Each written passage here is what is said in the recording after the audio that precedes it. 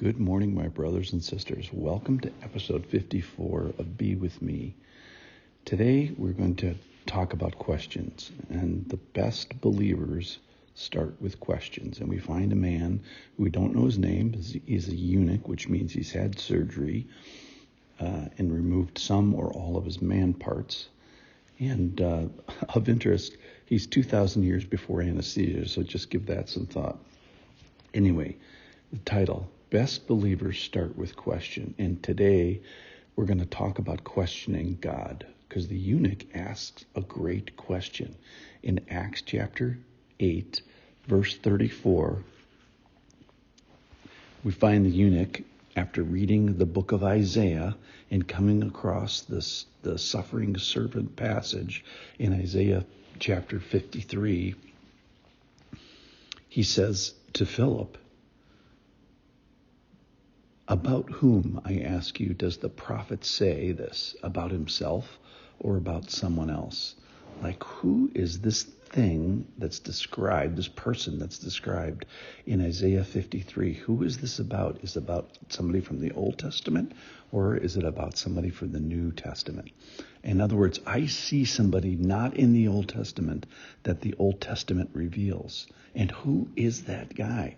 Who is the Redeemer that's spoken of in a veiled and not so veiled way in the Old Testament? And then he may expand his questioning. How are the Old Testament sacrifices fulfilled? How are sins forgiven?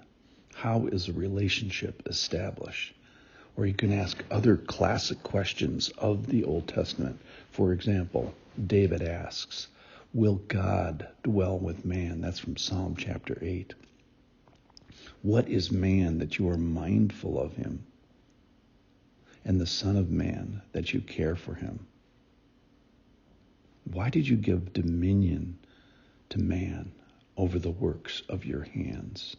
Again, those are David's questions from Psalm 8. A few more questions.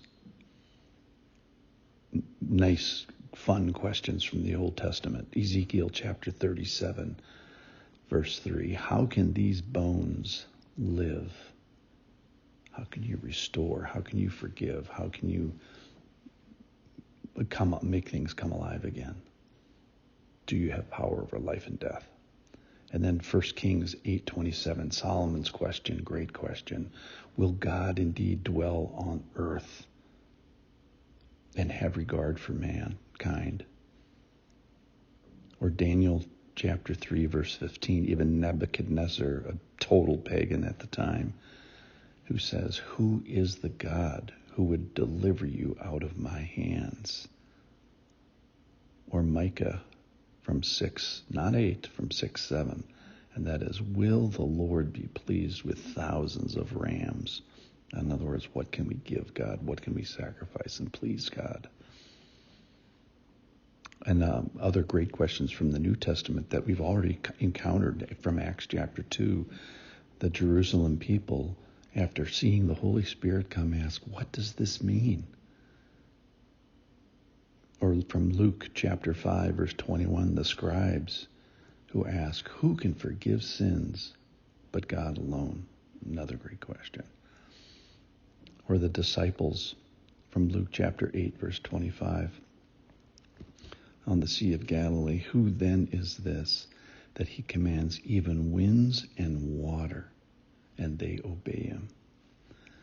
And then everybody from the city of Jerusalem at the triumphal entry in Matthew 21, verse 10, who is this? So here's the point from today, is everybody gets to ask a question. The eunuch here, a man, gets to ask a great question from the book of Isaiah. And is it okay to have questions? Absolutely. If God really has come down to this planet, you'll likely have some questions. If the two worlds of our earth and this heavenly world have crashed together, that is, the physical and spiritual works have crashed together, you will likely have some questions. And then if you find out one day that your works and your righteousness, your self-righteousness, cannot make the grade before God, you'll likely want to know what does make the grade. Or if you are introduced to Jesus one day, you'll probably want to know the backstory that goes back thousands of years. So if you have questions, real questions, you are in great company of the eunuch and the people of Jerusalem and the old people that have had godly encounters in the Old Testament. It is okay, it is encouraged, it is fantastic to ask a good question, and even better to answer a good question. Even Jesus gets a good question. Luke chapter 8, he says, "Where is your faith?" And later, "Do you believe?" And you remember the story in John chapter 20 when Jesus was getting his hands and feet probed by doubting Thomas, and he says to him, "Do not disbelieve, but believe."